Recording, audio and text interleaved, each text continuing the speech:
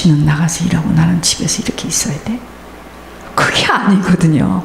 요셉이가 되려면 그 과정을 가야 돼요.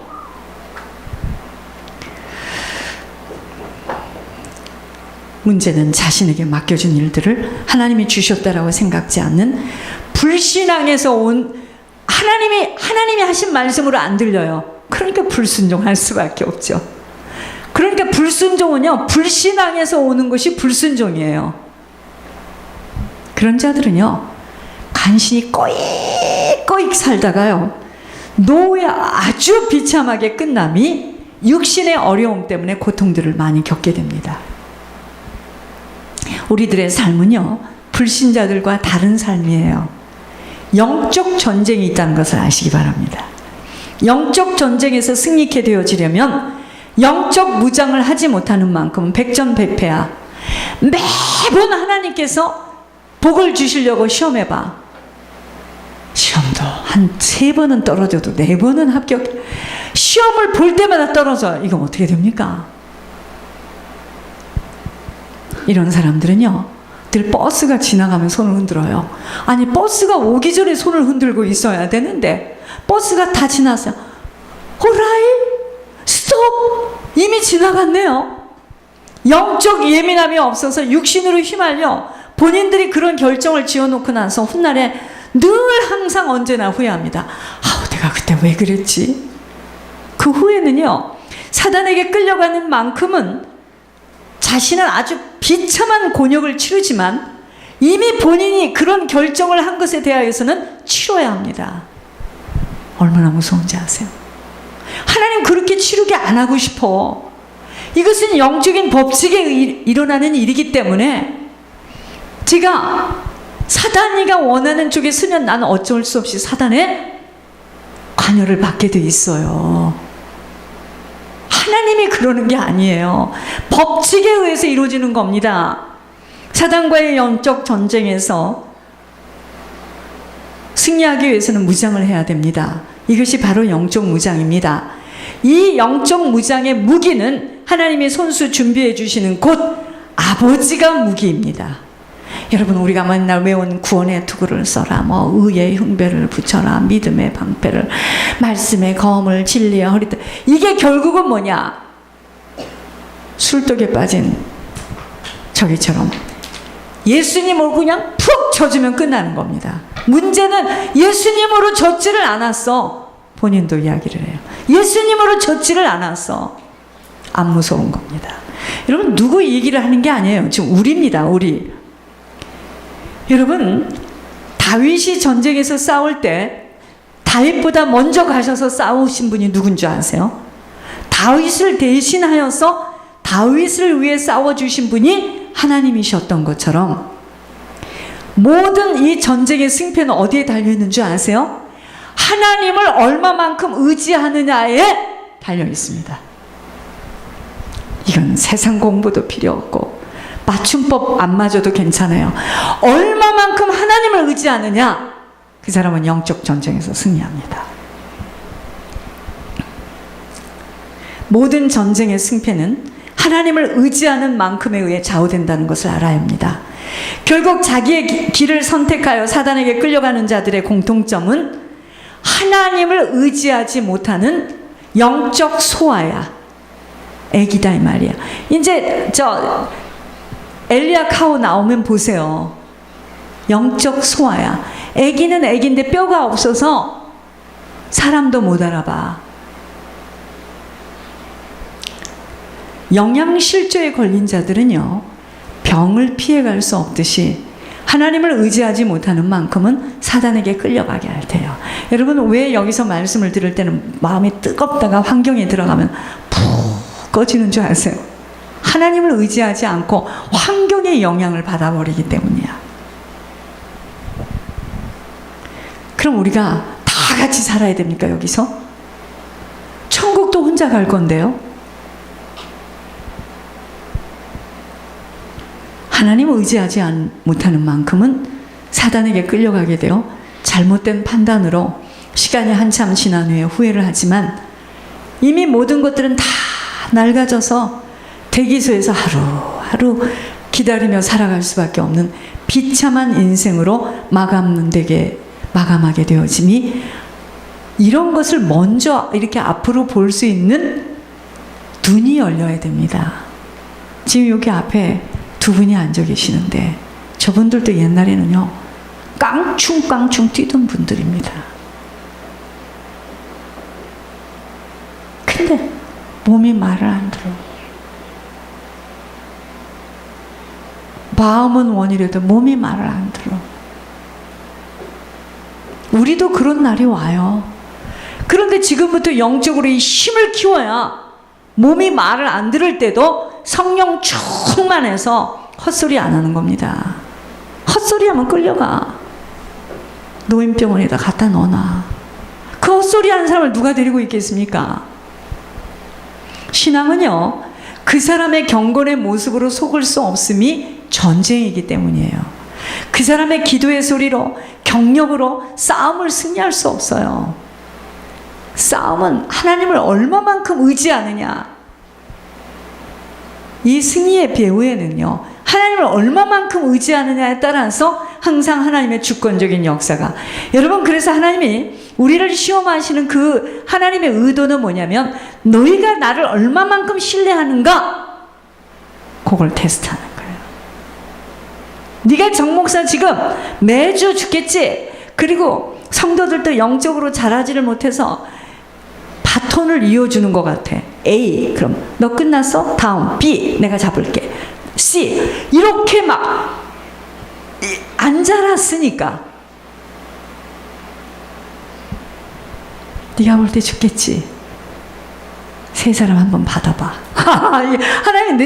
하나님은 그러는 거예요. 이게 시험이잖아요. 네가 정말 나를 의지해? 네가 정말 네 인생을 나에게 바쳤어? 해봐. 시험이에요. 막상 시험이 오니까 한 명도 아니고 3명. 이걸 또 잘 안 되는데.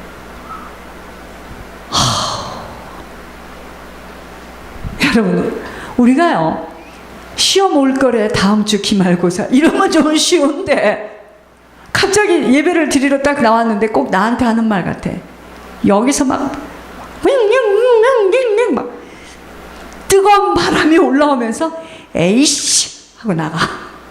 시험이에요. 그게 그날 시험이에요. 여러분, 저 지금 나보고 하는 소리지. 시험입니다.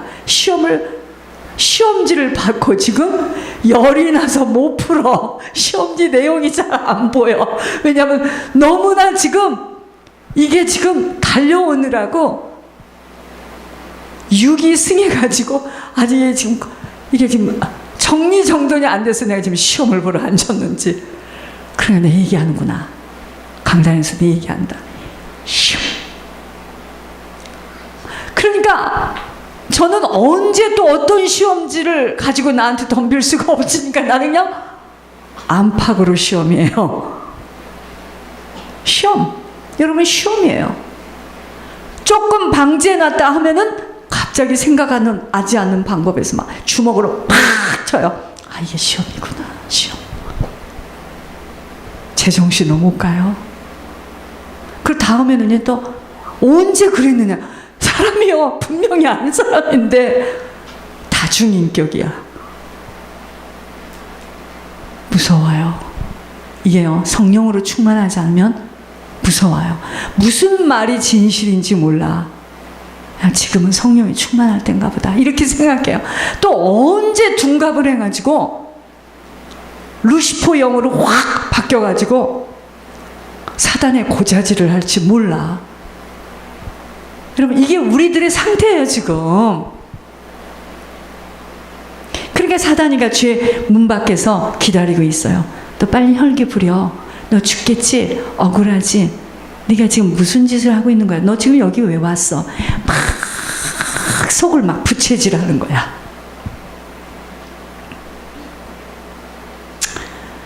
여러분, 우리가 지체한테 덕이 되면 됐지만 다른 사람을 피해를 주는 입장이 되면 안 됩니다. 아시겠습니까?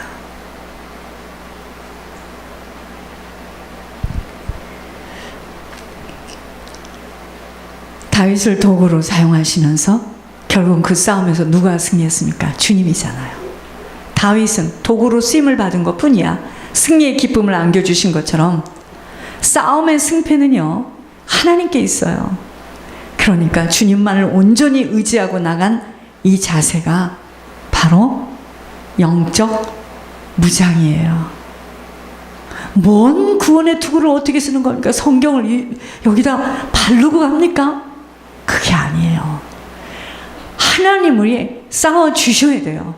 그럼 나는 의지가 박탈당해야 돼. 그러니까 내 생각이 있고 내 의견이 있는 만큼은 싸울 수가 없어, 주님이요. 가장 완벽한 영적 무장이며 승리할 수 있는 힘이 된 것처럼 오직 하나님만 의뢰하고 하늘에서 하시는 말씀이 내게는 희미하고 이해가 되지 않아도 기다리며 온전히 그분의 뜻만을 따를 때 승리하는 겁니다. 말씀을 아무리 읊조리고 해도 싸움에서 승패는요, 진짜 싸움의 그 열전에서는요, 순간순간인데 내가 하나님을 의지하고 하나님이 뭐라 하실까? 하나님이 나를 지금 어떻게 생각하실까? 그쪽으로 가면은 혈기도 안 나오는데 그 1, 2초 상관인데 하나님이 그 뭐고 그냥 이 속에서 막 다 이게 뒤집어지면은요, 그런 게 벌써 지은 거야. 우리는 얼마만큼 하나님을 전적으로 의뢰하느냐는 하나님이 하시는 말씀을 먼저 신뢰해야 합니다. 신뢰할 때 어떠한 힘듦과 고통 속에서도 그대로 기다리며 순종의 행함으로 아버지의 약속을 붙들고 하나님의 때를 기다리면 되는데, 너무나 사단하고 교제하며 살아온 시간이 길었기에 하나님의 말씀을 분간할 수가 없어요. 이게 지금 하나님이 하시는 말씀이야, 아니면 사람을 통해서 하는 이야기야. 그러니까 매번 싸움에서 백전백패하고 내가 할 길로 돌아가는 겁니다.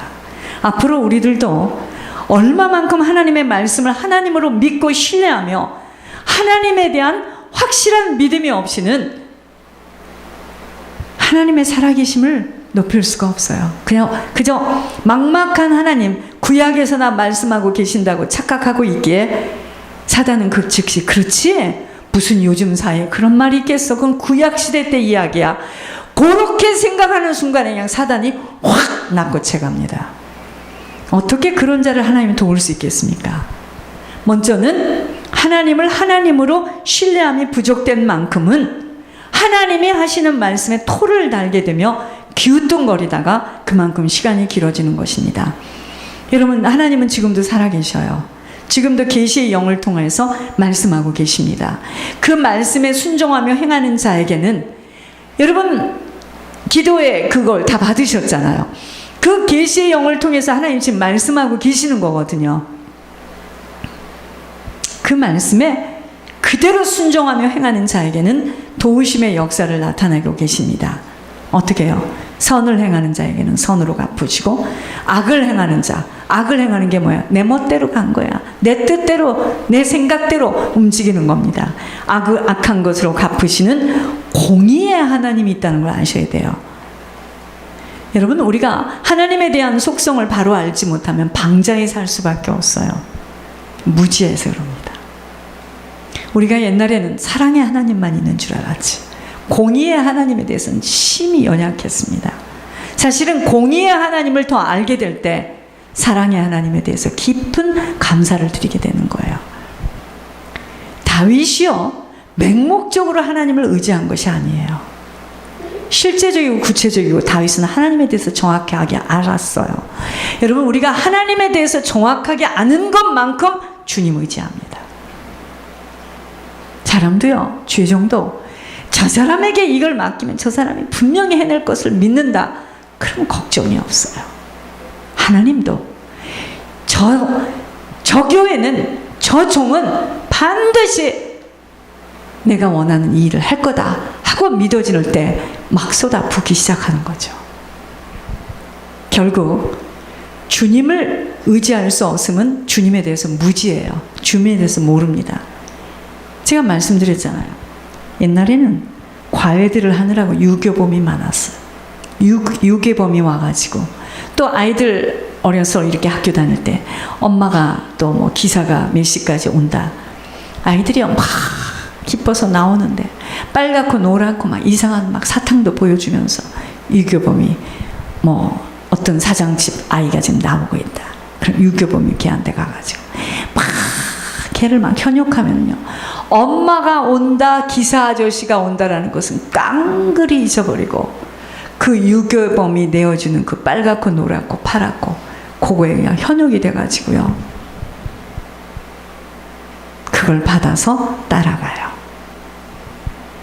엄마가 데리러 오겠다는 약속을 잊고 따라가듯이 계시의 영을 통하여 하시는 하나님의 말씀이 하나님인 줄을 모르기에 망령된 언어의 고백을 하게 되면 그 고백을 가지고 사단은 잡아갑니다. 결국 오직 하나님 한 분만을 바라고 의지한다면 꼭 자녀들도 내 자신이 도와야 한다라고 예배의 축복을 놓치면서까지 그들의 비율을 맞춰주어야 그들이 믿음 안에 들어오는 것이 바로 유괴범이 유괴하기 위해서 빨갛고 노랗고 한 것을 주는 것처럼 우리의 마음을 막 흔들어요. 절대로 아닌 것을 하셔야 함이. 그들이 지금 영적인 배경 속에서 사단의 쇠사슬에 묶여 있기에 우리들이 지속적으로 기도와 예물로 침노되어지는 것만큼 그들이 쇠사슬에서 풀려납니다. 풀려나면은요, 사람은 그때 그 아이고 똑같은 아이인데 한 입으로 다른 고백을 해요. 왜죠? 사단에게 풀려나가서 그럽니다. 여러분, 우리들도 얼마나 시시때때로 다른 사람이 되어 하나님께 앙탈을 부리며 때를 쓰다가 또 하늘에서 본인들에게 엄청난 축복의 말씀을 들으면 마치 자기 혼자서만 하나님이 그 사랑을 다 하고 있는 양, 하나님께 그 사랑을 받고 있는 양 착각하며 좋아하면서 죽도록 이 교회에서 충성하겠다고 하지만 그 고백은요, 본인들의 영적인 상태에 따라 얼마나 달라지고 있는지 몰라요.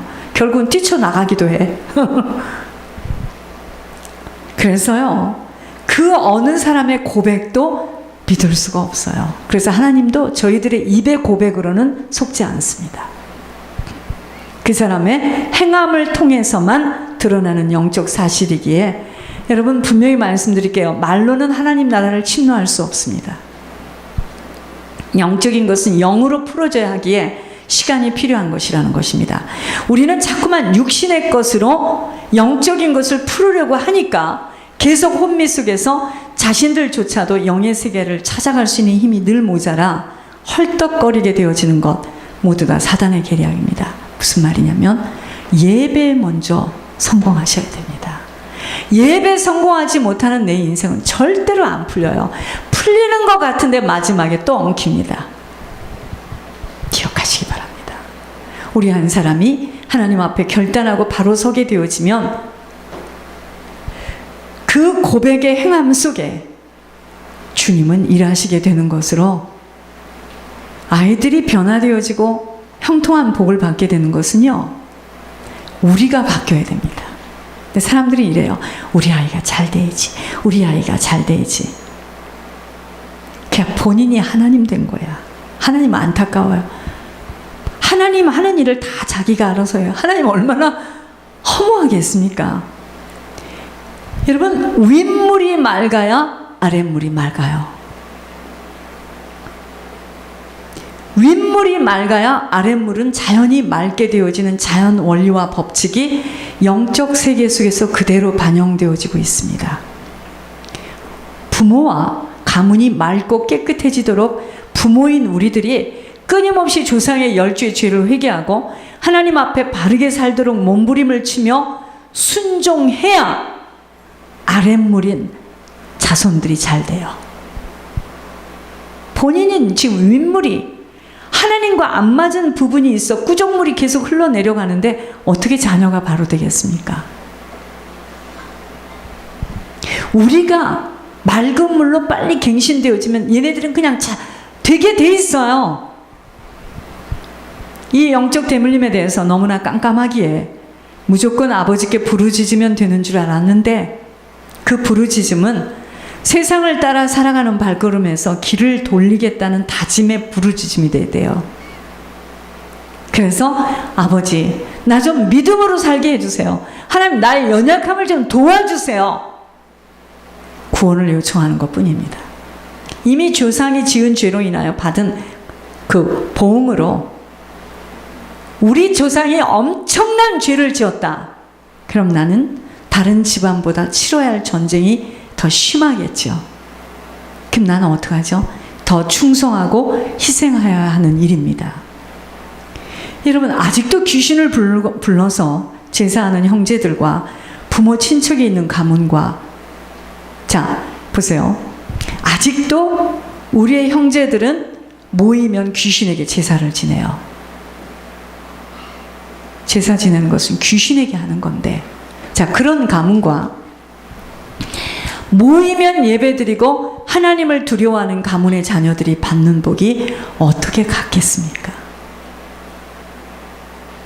전혀 다른 것을 인식하고 더 무섭게 싸워야 하는 것입니다. 나는 제사를 안 지내고 있지만 내 형제들이 아직도 제사를 지내고 있고 내 이모 고모가 아직도 제사를 지내고 있다면 그 영향력이 나에게도 흘러가고 있다는 겁니다. 무서운 이야기예요. 다르게 이해할게요. 내 형제들이 아직도 예수를 믿지 않고 아직도 그들이 지금 방황하고 배회하고 있다면 그 영향력이 나에게 지금 흘러오고 있다는 겁니다.